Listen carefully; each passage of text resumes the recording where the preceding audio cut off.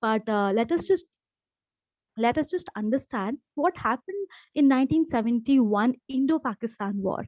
Now we need to understand one thing here, that there are repercussions of what India is doing right now, or what Russia is doing right now, or what US is doing right now. And those repercussions are not only on future, but they are also meant by or meant through whatever has happened in history. So in 1970 war, as we all know, that India clashed with Pakistan and several allies during the Bangladesh Liberation War. Now we need to understand one thing, that at that point of time, Bangladesh was part of the erstwhile Pakistan, and it was called East Pakistan, as we all know. So during 1971, India was not at all intervening in whatever was happening in these two countries, but India was dragged to, participate, or I wouldn't say participate, but become a member of whatever was happening because of this operation called Changiz Khan, wherein the Pakistani troops, they so-called Pakistani troops, it was actually an ally group, they you know they tried attacking 11 of our air stations. That was an airstrike, and I don't know the military term for that, but they tried attacking 11 of our air stations. And obviously India tried, and then our prime minister, Indira Gandhi, obviously, she said that we are not trying to colonize Bangladesh, right? We are actually trying to help, at an humanitarian basis. So at that point of time, the pro-Pakistani Islamist militia, they went on a rampage in Bangladesh, and there was systematic campaign of genocides, genocidal rapes, and various other nuances that was happening at that point of time. And India tried to help them, not because India was a very great nation at that point of time. India was also going through crisis. So in order to stop the refugees, those who are coming inside, because we were not able to feed ourselves at that point of time, we were also going through a crisis. So in order to solve the refugee crisis, because everyone was fleeing Bangladesh at that point of time, India supported the Bangladeshi Liberation Army, also called the Mukti Bahini and the Mukti Jodhas. So India tried supporting them.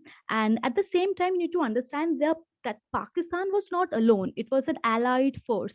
USA, UK, Britain, obviously China, entire Arab world, even Sri Lanka was supporting Pakistan at that point of time. And to surprise everyone, USSR helped India. So the joint forces of India and USSR, we not only defeated Pakistani armies, but we thwarted the entire program that they were planning to do. We tried to thwart them while they were doing it. So at this point of time, India was supported by USSR, and I wouldn't say that the entire violence that took place, I'm not supporting it. Obviously, violence in any form is wrong, but we need to understand one thing, that it was happening at our backyard. And now what is happening, that what is happening with Ukraine and Russia is kind of a mirrored situation that is happening. I wouldn't say that both the situations are exactly same. ऐसा नहीं है that both the situations are what is happening, we can just juxtapose each other. But at the same time, we need to understand one thing, that it's not only our PM or the dignitaries that are abstaining from condemning what is happening at Russia, but we need to also understand all the trends are evident. I stand with Russia, hashtag India stands with Russia, and stuff like that. It's all going all over the social media, and it's quite evident that it's not only the dignitaries who are supporting the abstinence, but also most of the Indians are. And at the same time, I would now, these are my personal views, what I'm going to say now, and I won't take long. I know that I can see the hand raised here. But what I would like to say now, these are all of my personal views, that we are again at the crossroads. So now what is happening at Russia, or what is happening at Ukraine, it's a two party conflict till now. At least abhi tak it's a two party conflict. It's obviously the NATO alliances, whatever they have promised with Ukraine. We are no one to judge whatever their international relations are. But when it comes to India, we cannot outrightly condemn Russia, because that would be hypocritical. No one knows what are Putin's plans. Probably we all know that he is invading, or they are invading. It's not Putin alone, but entire Russia. They are trying to invade Ukraine at various positions, and USA has taken a stand condemning Russia's whatever initiatives are there, and everyone has condemned, apart from, I think, India and UAE. I think we all know that. And surprisingly, India is also providing humanitarian aid to Ukraine. I think second tranche of our humanitarian aid has already reached Ukraine via Poland. And at the same time, India is not condemning what Russia is doing. Neither India is trying to support Ukraine in any matter. Why? Because none of the nations are. Whoever has condemned Russia, they have not provided anything to Ukraine in material, let it be military aid or anything for that matter. They have only stated that we are going to intervene. I think Biden has stated, and even this one, UK's Boris has stated that we are going to intervene when there is a chemical war, because obviously that's going to impact the North Atlantic nations as well. That's why they want to intervene. So, in the current situation as well, when India is taking a stand and not condemning any side or not trying to outrightly support anything, I think that's a very diplomatic move on India's side. And I totally support that move, because India would never want to severe relations with Russia, because let's say I'm sitting in JNU right now, and when JNU was established, Russia not only supported us, but they gave a huge amount of money to build the central library here at JNU. And you'll be surprised to know that the largest section here belongs to the Russian literature and Russian culture. I think there are 2 floors jahan pe sirf there are Russian books. And we often wonder why that happened. But then, yes. And one thing you also need to understand, that how Russia is a superpower. It's not going to stay quiet if something is happening at its backyard. Otherwise, why else it's a superpower? So we need to understand one thing, that at the end of the day, it's a superpower. And right now, to conclude, I would say that it's a two-party conflict right now. If we want to intervene by saying that, oh, what Russia is doing is very bad, and we start sending our troops there, then that would go well for India. We can understand one thing, that at the end of the day, India is a developing nation. We have to look after for ourselves first, and being selfish at an international level is, I think, what everybody does. We obviously, what NATO is doing is extremely selfish, what Ukraine is doing is selfish, what Russia is doing is selfish. So same thing I would say, let's not forget that all the countries that has condemned Russia, and they have condemned whatever Russia is doing, they have not condemned India's stance or UA's stance, or taking no decision on this. So if they are so concerned about what is happening in Russia, they would have condemned India's stance as well, or UAE stance for that matter. So with this, I would like to end just a small bit of speech wherein we are discussing that exactly what is happening right now. It's a two-party conflict, and if India deliberately takes someone's side, that will lead to probably disastrous consequences. Thank you. Thank you so much, ma'am. I would like to remind everyone that we will open the floor for discussion. So kindly just wait for your queries and questions and remarks. We will open the floor after sir's remark. So now I would like to give the stage to Kanish sir.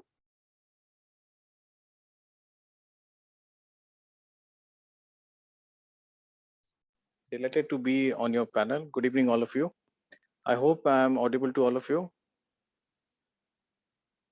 Fine.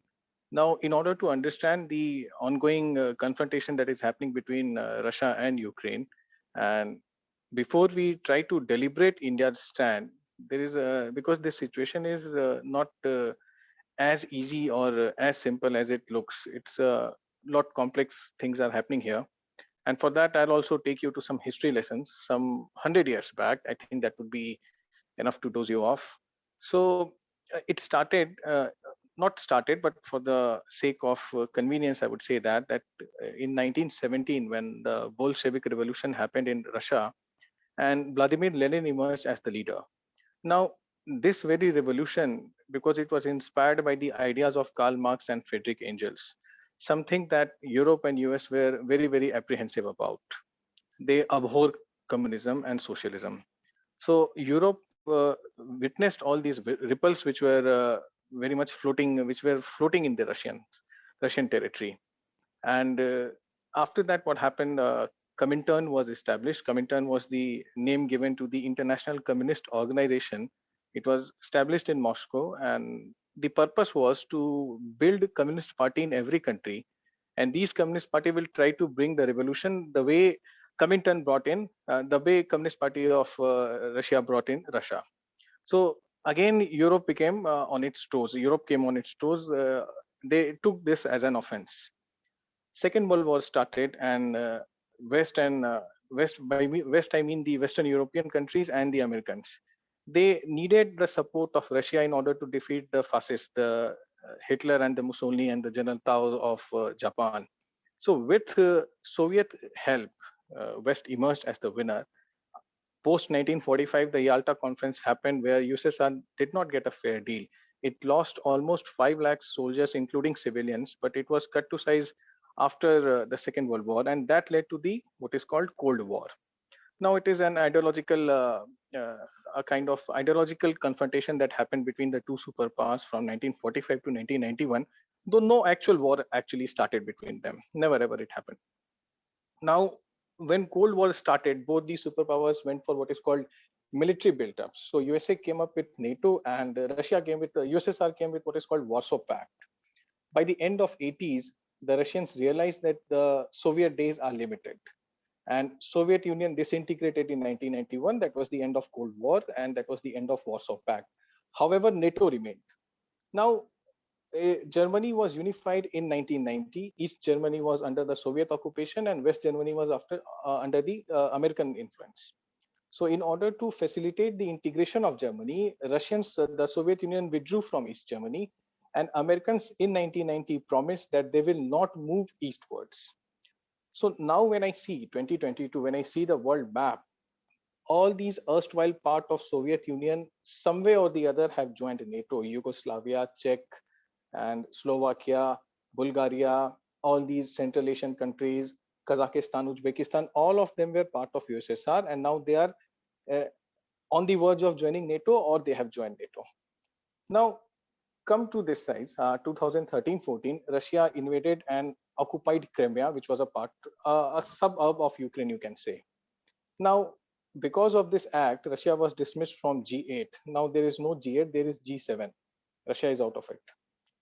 In the past 20 years, we have witnessed the emergence of a very strong leader in Russia. You know the name, Vladimir Putin. So Putin accepted recently that the disintegration of Soviet Union was one of the greatest tragedy of last century. So he's trying to restitch, or he's trying to invoke the ethnic nationalism, which was known, which USSR was known for some 50, 60 years back. Apart from that, there is a trade angle to this.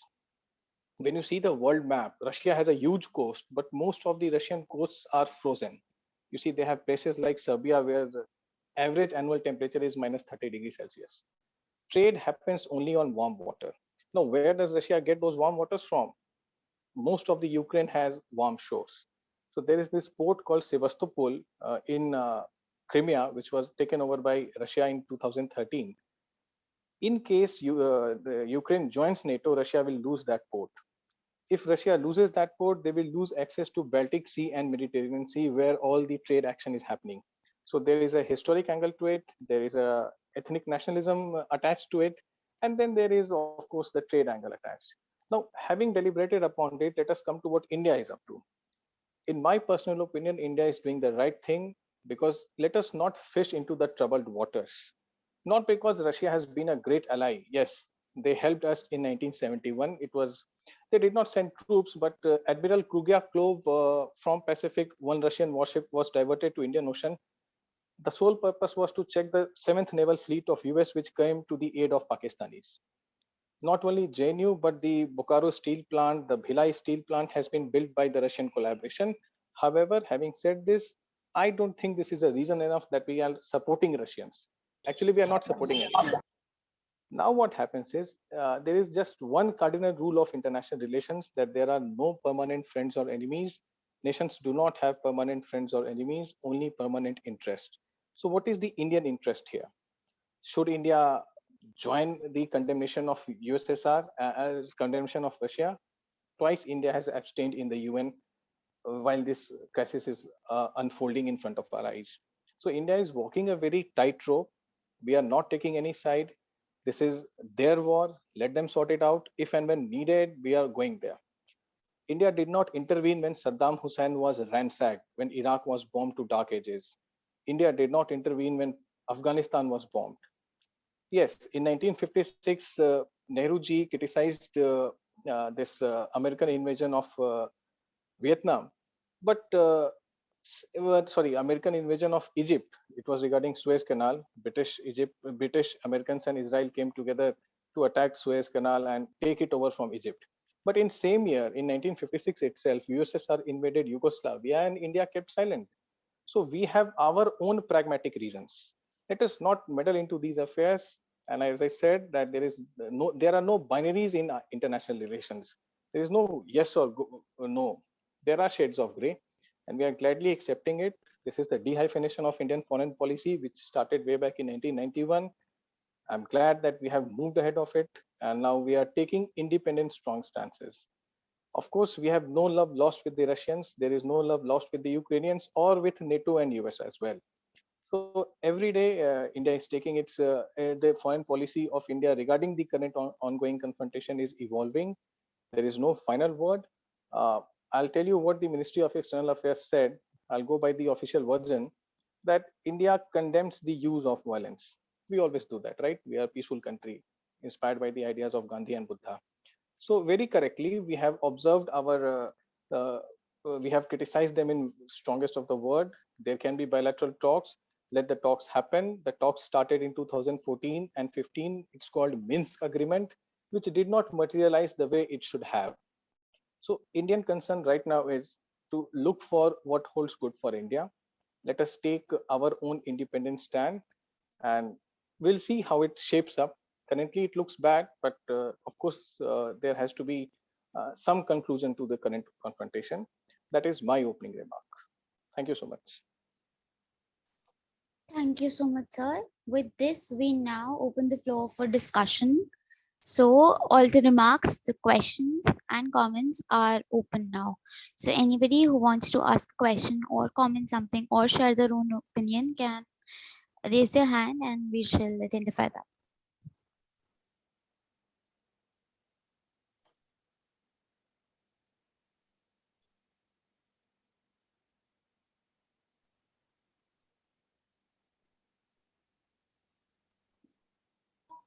Hi, am I audible? Yes, you're audible. Please go on. Yes, sir. So recently there were remarks being made by the US President Joe Biden that India's stance somewhat seems shaky on the whole tragedy that is unfolding in front of us. And also we consider how crucial Quad and our Western allies would be when it will come to creating a safe Indo-Pacific and countering our neighbor China on the face of it, where comparatively it's huge where when we see our own resources and military, there is crucial for these partners to also stand by our side when we talk about facing China on its face. So my question is, how do you think that we'll be able to balance out and satisfy the Western allies that seems like on the extreme side when it comes to criticizing Russia or putting sanctions on it? And how are we going to balance this, especially in light of the Chinese crisis that we also has to face? Arpit, this question is to me, I guess, right? Sir, both of them could answer either of you. Shall I? Yes, sir, sure, Yes, sure. sir. Up to you. Arpit, the way you talked about Quad, of course, it's a very important block that India is part of. But then India is also part of BRICS. India has also purchased S-400 from the Russians, and despite the purchase happened despite the American warning. West is blaming India, but if you, I can recall what the Foreign Minister Mr. Jaishankar said, that where was West when we were facing the crisis? In the last 70, 75 years of independent Indian history, there has been a lot of crises. Most and some of them have happened because of our beloved nations. So West did not intervene in 48. West did not intervene in 62, 65, 71, or in 1999. Currently, as we speak, the current Chinese military buildup on the LAC. the border that China shares with India is called LAC, the line of actual control. The currently the soldiers, the Chinese soldiers, are double in numbers than what Russians have built up on the Ukrainian border. 2 lakh strong PLA army is standing on the LAC. So did India ask West that please intervene? If you are not intervening, then the Quad and the other Lemosa and Comcosa would be diluted. So if India is not seeking their support, why is West seeking Indian support? And of course, we are having very close ties with Western countries, the NATO countries. The shared culture of democracy. But with Russians, I'm not like let us we owe something to the Russian, but the current military hardware in India, more than 50% comes from the Russia. You cannot replace it overnight. So what would be the future course? That is the real test of Indian diplomacy. It will unfold with time. But currently, I think India is doing a decent job. We have managed to kind of not exactly fooled, but we have managed to balance both the sides. That's it from my side. So you talked about that we are militarily heavily dependent on Russian imports. Right. Recently, the government has devised policies where we would going into the direction, heading towards into the direction where we'll become somewhat Atmanirbhar, independent when it comes to heavy and so military equipment. So do you see this step as something that will push our dependency from Russia away and ultimately result in dilution of the strong ties that currently exist? Do you think that there would be a decline in India-Russian ties which are dependent on military equipment? That won't happen because India is not helping Russia directly in this ongoing crisis. Atmanirbhar Bharat was way back before this current crisis happened. So yes, India has this indigenous policy that will become self-dependent in terms of all the military procurements. Make in India and all their offshoots of Atmanirbhar Bharat. Uh, but yeah, this will not happen overnight. It takes a lot of times. Minimum would be, by a very conservative estimate, minimum 5 years from now. So it will take time. We cannot replace all those equipments overnight, and it will take some amount of indigenous capacity built up for us before we. And nothing is Atmanirbhar in this globalized world. There is no 100% Atmanirbharta anywhere in the world. So yes, there will be trade. Despite the Galwan Valley confrontation, let me tell all of you that the bilateral trade between India and China jumped to the record high. पहले कभी जितना नहीं हुआ उतना last year हुआ है, more than 500 billion US dollars. So trade will take care of itself. The security should take care of itself too. All right, thank you. Thank you, sir. Ma'am, would you like to add something to that? I think Mr. Shekhar has already added all the points, but I would just like to add one thing that India is, again, right now at a juncture when it can actually impact everything globally that's happening. Earlier, I would say, probably 30 years ago, India, people would never see India as a threat or an ally for that matter. But now India is becoming a strong, like we are right now on the road of becoming a strong nation, both demographically as well as economically. I mean, just I think 2 months ago, India's stock market shocked the entire world when we were like the Bombay Sensex was more than the Wall Street, what was happening at the Wall Street at that point of time. So I won't say that right now India is becoming very developed or anything, but right now India has that kind of authority where it can impact what will happen or what is happening. So now you need to understand one thing: if India supports either of the superpowers, we can just right now understand there are two superpowers for the past decade, for the past century. Now, wherever India, tries to support, not even support, just bends a little bit, obviously the other party is going to get upset. So, now whatever India is trying to do, it's I think right now I totally agree with Mr. Shekhar that what India is trying to do is to balance both things, but we cannot forget the fact that we also have the Kashmir issue at hand. So we would like to shush the things as much as possible. Thank you. Thank you. Now, there is also a question in the chat box. How would the Russian-Ukrainian conflict affect the world trade? So, would any of you like to throw light on it? Prerna, please repeat your question. How would the Russian-Ukrainian conflict affect the world trade?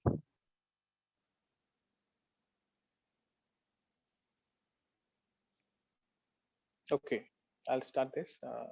Ukraine contributes more than almost half the edible oils. Mostly the sunflower oil comes from Ukraine.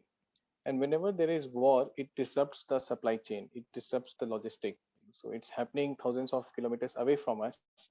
But these are the hallmarks of a globalized, liberalized, and a connected world. That nothing happens in isolation. The supplies are going to have severely they can be impacted, and the oil will become bit expensive. Why? Because Russia happens to sit on a lot of oil and gas reserve. However, India has purchased the Russian oil with discount, 27% discount they have offered to us, which again was criticized by the West. But West also keeps purchasing the oil from the Russians and the gas. So you see, there's a lot of contradiction in what West is up to. How it will happen, it can impact us directly because it has the potential to increase the current account deficit, and if current account deficit increases, the inflation will increase, and common people of India will start feeling the pinch of it. So how and when it will happen, again, I cannot predict that. But yeah, something we should be prepared for tough times ahead. Thank you. Thank you, sir. Ma'am, would you like to add something to it? Yeah, I would just like to add to the fact that geographically, every nation is, right now part of a global economy.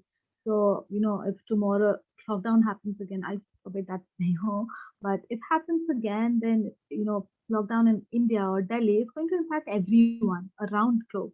So you need to understand thing like what is happening at Ukraine, or for that matter, what is happening in Afghanistan or what has happened in Afghanistan.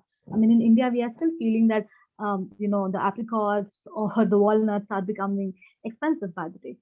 So it's not about the war, what is happening, and that is going to how it's going to impact India. It's going to impact every nation in the world, be it in the matters of economic, but also in the matters of culture, politics. It's going to change the entire globe's politics. Now, I think it was in the news a few days ago that how almost every nation has increased their defense budget because of the war.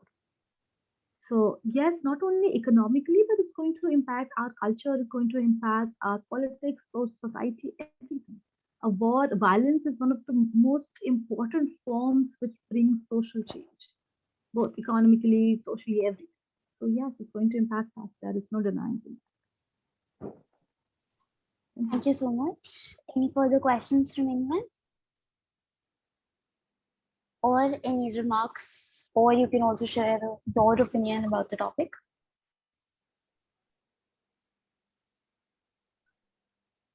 Prerna, why don't you ask something? Well, sir, the most important point that I think, in my opinion, was the one you mentioned about trade, because I think that when we say that, the leaders run the global politics, I don't think that's the case. Trade runs politics, trade runs the societies. Everything begins from trade itself. And there is a historical angle to this as well. So Ukraine is a very strategically important country for Russia, and to give it to NATO was not possible for them. So I think this war was not started by Ukraine or Russia as well. This war was a result of NATO's pressure on Ukraine. Nevertheless, Ukraine also wanted to become a part of NATO to uh, do away with the Russian pressure and to do away with the Russian dependency that they had previously. But I think that if NATO's presence would not have been there, there would have been a lot less conflict at this point of time. So that's my opinion to it. And I still stand for the fact that uh, peace was the way to go about it, and the use of violence is definitely wrong, and the human right violations that are happening are definitely wrong. And I think that's what India's stance is also as a country. So I don't particularly have a question. That's just the opinion I developed over the time.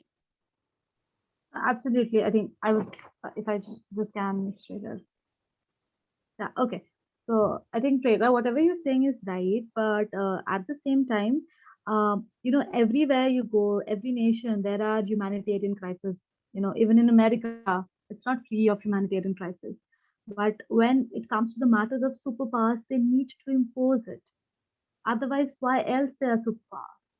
There is this need to show the world. I mean, as rightly said by Sir, that China has a standing army at our gates. So why do you think China wants a war with us? Absolutely not. As much as we are getting the trade from them, they are also getting trade from us. So, but why they are standing there then? To impose on us that we are a nation who wants to become, or who is right now at the part of becoming superpower. So as and the it's very the Marxist view also holds that economy tries to control every other social institution in the world, but and right now also it's happening. Right now also it's happening. And do you think violence is not part of economy? Violence is a huge part of the economy. So you also need to give it to that whenever there is violence, okay, we have developed after that violence as a society, even after the most infamous and formidable impact of the nuclear use of nuclear weapon. Even after that, we developed as a society, both in the matters of pharmaceutical, economy, culture, and at peace. Until unless you have violence, you will never feel the need for peace. So everything has its own necessity. I'm not in no way trying to support whatever is happening there, but we cannot deny the fact that Russia will sit on it. You can never mess with the superpower and say ki, please don't do whatever you do. Absolutely. Okay, so there's a question in the chat box also. As general rule, everything has positive as well as negative also. So my question is that is there any opportunity for India to develop more? Probably through this crisis, he wants to ask. So Should I answer it or ma'am did? You can start, please. And totally answer. Sure, ma'am. Thank you. Yes, there is an immense opportunity here. Every crisis that unfolds in front of us brings an opportunity. It depends on us how we utilize that opportunity. Of course, ma'am rightly said that the situation of India currently cannot be compared to what it was in 71 or some 30, 40 years back, I would say. We have developed a lot of strength. And when we have developed strength, should we flex our muscles all the way? Not exactly, but yeah, we need to be a little cautious about it. What India can do is that if supply chains are altered, it happened during COVID also. Why can't we come up with the option? All these Atmanirbhar Bharat and Make in India, they might rescue us. And like we have our own, you see what happened here. One remarkable observation that I saw was that all these big techs, they are acting in a very biased manner. Uh, Currently, if you like what they are doing, let me warn you, they are coming for you. All these Google Pays, the payments have stopped in Russia. Suppose something happens in India, God forbid, we have our own Bhim app to take care of these things. Just one small example I have given. So India can offer these services and products to the world if there is a disruption that is happening. We are in the middle of a great global reset. The process has already begun. We cannot deny that. What we can do, can we leverage it to our benefit? Again, I think we should. And of course, the state has to decide on it. The foreign policy department and the external affairs ministry will take a call on this. But right now, I see India moving in that direction. Not immediately, gradually. It's a very slow and simmering process, which happens with a lot of deliberation and contemplation. Thank you. thank you, sir. Nisham, would you like to add something to that? Okay, yeah. So as Sir said that if the digital apps goes down, so I was reading about it. The number of self-taught coders in India is highest in the entire world. Self-taught. I'm not even talking about the trained coders. Every now, I think because of some app I can't remember right now, even a class six or seventh class student can design an app and do the coding behind it apparently. So, right now India has the highest amount of young people in the working age group. China had that, but it surpassed that phase. Now it's called demographic dividend. So India right now enjoys demographic dividend till I think 2050. So now I'm not saying that India has all the possibility. India has all the possibilities and potentials. So if India wants to cash on it, India can. It depends, as Sir rightly said, it depends on the rulers. It depends upon the administrators, what they are trying to do, what is their ideology. So it all boils down to choosing our leaders. And if India is choosing a certain leader right now, it means India wants to go into that direction. And as for the understanding of whether it'll lead to crisis or not, we also need to understand that we, as laymen and women, we get a lot of information from the social media narrative that is created. They've all heard about BJP's Lappy and their social media account handlers and everything. Don't you think all these big international players, they also have their players? I mean, they also have people who are making the social media narrative, which is feeding us whatever their version of reality is. So that would be my answer to the fact that whether we can, cash on with whatever opportunity we have right now. So India is, trust me, trying to cash on as much as possible. Just one Okay. point I would like to add here. Just one point. Of course, it's the leaders who run the nation, but a leader is as good as the nation, and vice versa. We get what we deserve, and the leader gets what he or she deserves. So, in order to assert itself, India needs to speak in one voice. We are a divided house. There are a lot of social cleavages and fault lines, and rightly so in a pluralistic, heterogeneous democracy. But when it comes to national interest, I think there has to be some unanimity and objectivity. uh, that something is seriously lacking. So we also need to speak in one voice. We need to have a common minimum when it comes to foreign policy issues. Thank you. Thank you, sir. We have another question in the chat box now. We know India is having relations with both the countries, but even if in an instance there was a chance for India to support any country, whom would it support? As I said, there are no binaries in international relations. It's a fluid. Okay, when gender is fluid, so can international relations. So there is no yes or no. There are shades of gray. India takes every moment the way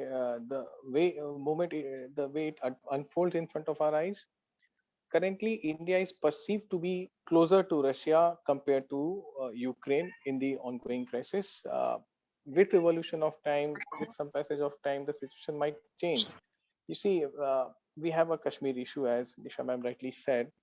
If I tell you what happened in 2013 when Russia occupied Crimea, it was a part of Ukraine, the lower part of Ukraine that has that Sevastopol port I talked about, and West imposed sanctions on Russia. Russia was kicked out of G8. Russia said, let there be an opinion poll, let there be a plebiscite in Ukraine, and a plebiscite happened, which overwhelmingly, they voted for Russia. You know what Hurriyat said? Hurriyat is the rabid group of separatists in Kashmir. Now they have become redundant. But at that point of time, I remember Sayyid Ali Shah Gilani saying, he was the Hurriyat hawk. He is no more. He said that this is a very good thing. So let us go for a plebiscite in Kashmir. So there are spillovers. There is a domino effect. Whatever happens in one part of the world, it has effect on the other parts of world. So there are a lot of do's and don'ts before India decides to go for a clear support or not support option. Thank you. Ma'am, would you like to add something? Yes, absolutely. So, as I said that if India would like to support anybody, uh, obviously anyone who wants to support India, India is going to support them. It's as simple as that. If you want my support, you give your support first. So at the same time, we all know whatever is happening in Kashmir. Those who have seen Kashmir files, that's a hot issue right now that's going on, and that's a piece of fiction or non-fiction. It depends on your perspective, but we cannot deny the fact that there is a Kashmir issue. We can, and obviously the issue of POK. I mean, we all know that there is an issue of POK. I mean, even Burger King knows that now. So we need to understand what we stand for or what we want, and if our ally also wants that. If we are on the same page, then only we are going to support. If they are not going to support us during our crisis, why should we support them during their crisis or whatever they are right now? So if the next day, if Russia literally gives their sanctions to go grab the PUK again, then we are going to support them no matter what. Because that's how alliances works. It's not a one-way route, right? It's a both-way route. I mean, that's how trade happens. That's how any alliance happens. You support me, I support you. So yes, that's something I would like to add here. Rest sir has explained it well. Thank you.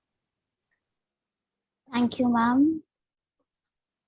We have another question. Would situation had been any better if Trump was the president? I mean, that's a hypothetical situation, but please, if you want to take it up. Okay. Rightly, it's a hypothetical question. And let us go by what happened when Trump was president. Russia did not invade. Russia invaded in 2013 when Trump was not there. Russia invaded in 2022 when Trump is not there. And Trump led.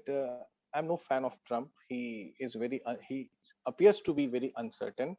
And when there is such tentative head of the state, India is in a bit of the situation becomes more complex. But yeah, I'm just stating the obvious. Trump went for what is called the Abraham Accord. For the first time, three Middle East countries lifted their imbroglio from the state of Israel, that the self-imposed apartheid that they imposed on Israel was lifted during the Trump's time. And I didn't see, did we see any major thing happening when Trump was president? He himself said this few days back that Putin did not do anything. He did not go for any misadventure when I was there. That's a fact. What would have happened now? Again, it's hypothetical. Maybe he would have been able to manage it better than what is being managed right now. Maybe it would have been worse. So I exactly don't know what would have happened.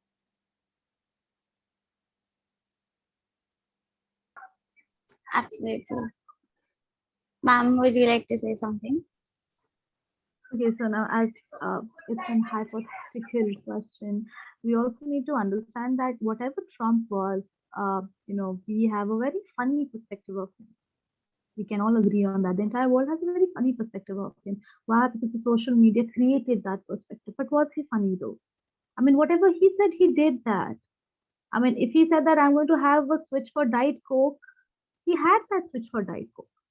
So I'm not saying that he was a man of a principle or whatever, but he stood for what he believed in. Now, we may not share the same belief, or we may share the same belief, but we cannot deny the fact that he was a, I wouldn't say a weaker person. As a person, he was strong with whatever he believed in. So maybe Putin did nothing because he saw him as a strong person, a strong leader. He did what he said he's going to do. He said that he did not believe in something. So he said that I am not going to support that if I don't believe in something. So the other day, if someone says, come to me and says that, oh, chop off your hairs because, most of the woke people have small hairs or men have small hairs and they are, I don't know, stronger. I'm not going to do it. Why? Because I don't believe in it. The same thing applied to him as well. So what he did, he believed in that. We may not like it or we may like it. And so when it comes to the matters of whatever is happening right now in today's condition, so if Trump believed that he would have, discussed it with Putin and did whatever, so he would have done that. At least he would have done what he's believing in, unlike what is happening right now. And they are just trying to say that you know, they're trying to save Ukrainians, we support Ukrainians, but what are you doing to show that support? That is the main question. They just said that we are going to intervene if there's a chemical weapon involved, because that's going to impact them as well, not only Ukraine, because chemical weaponry has no boundaries. So you need to understand one thing, that right now what they are doing is, just talking about it, and whether they actually believe in what they are saying, it will only depend on their actions. Okay. Rightly said.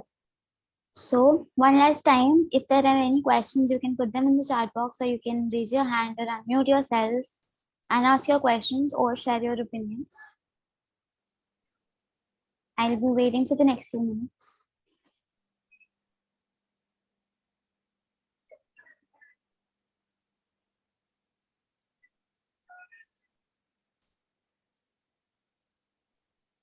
Yeah, there was an opinion I wanted to share about the debate which is being surrounded about the moral basis or the sufferings that are being inflicted on the Ukrainian people, whether they are at any fault, and it is they who are being kept in the center and victimized to gain sympathy against Russia, what the campaign of the West has primarily been about. I believe that in geopolitics, when we talk about rights of any country or any people, we also need to see that whether there is any authority where those rights could be guaranteed, those could be secured. And we have evidently seen how United Nations as an international body has completely failed to any international law, and the boundary between morality has been blurred to any extent possible. They are more or less the same thing. uh, it has become a sort of redundant institution which has old, which it only has power in our NCRT books, as most people usually say today.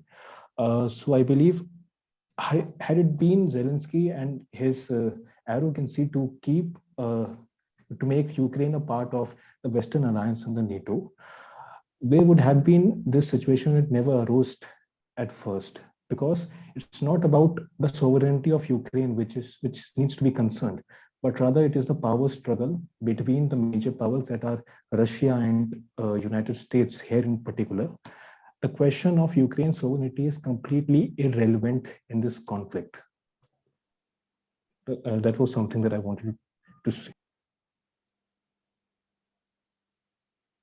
Sir, or ma'am, your opinion on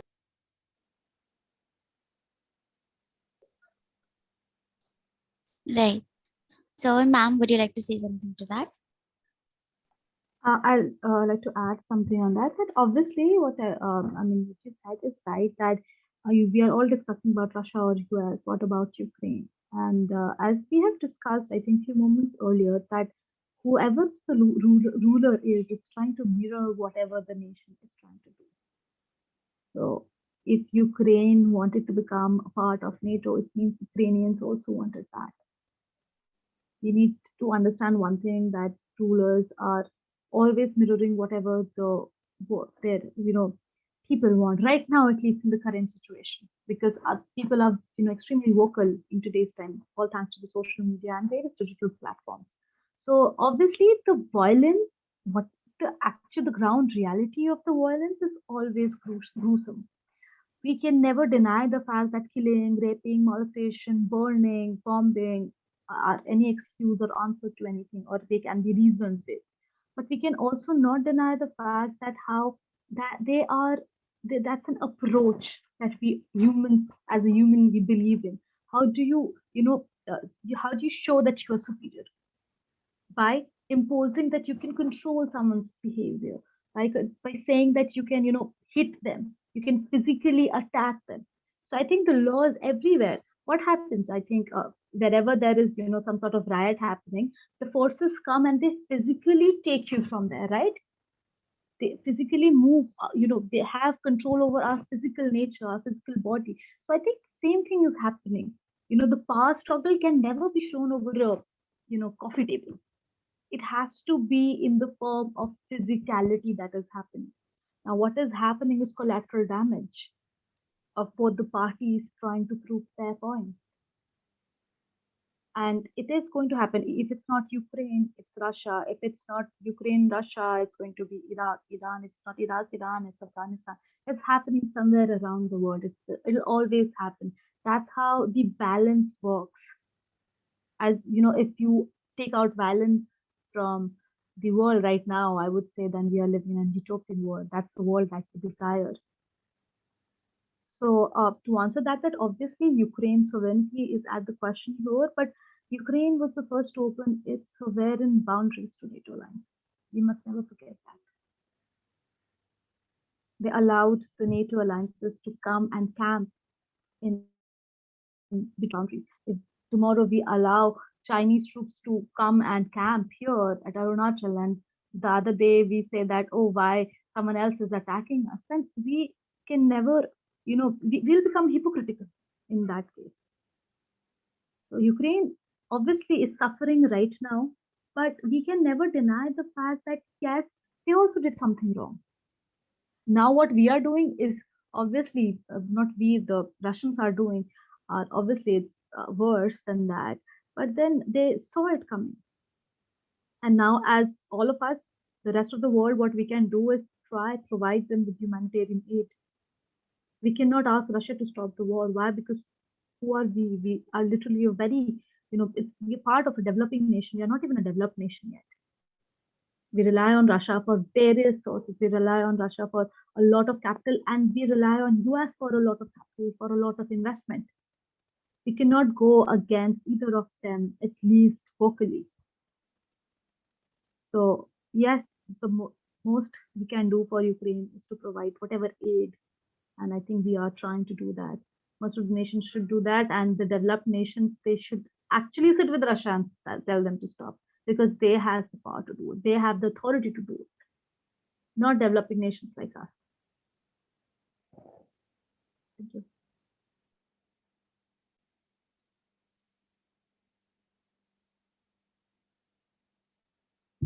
Thank you, ma'am. So would you like to add something? Just 1 minute I would take. See, this is the tragedy of war, that human lives are lost and mostly innocent lives are lost. Civilian casualties happen. But let us go deeper and let us try to know the reality.